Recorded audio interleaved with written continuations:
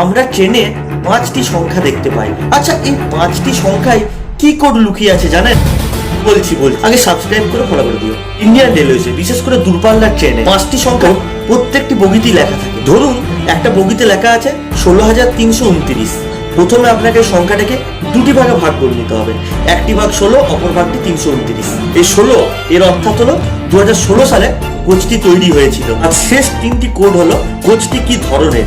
001 থেকে 025 অর্থাৎ কোচটি AC first tyre. 026 থেকে 050 অর্থাৎ কোচটি ফার্স্ট টায়ার এবং এসি সেকেন্ড টায়ার একসাথে আছে।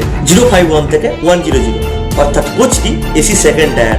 101 থেকে 150 অর্থাৎ কোচটি এসি থ্রি টায়ার। 151 থেকে 200 অর্থাৎ এটি এসি চেয়ার কার। 201 থেকে 400 অর্থাৎ এটি জেনারেল স্লিপার ক্লাস। 401 থেকে 600 অর্থাৎ এটি জেনারেল ক্লাস। কেমন লাগলো ভিডিওটি জানিও। Follow and subscribe.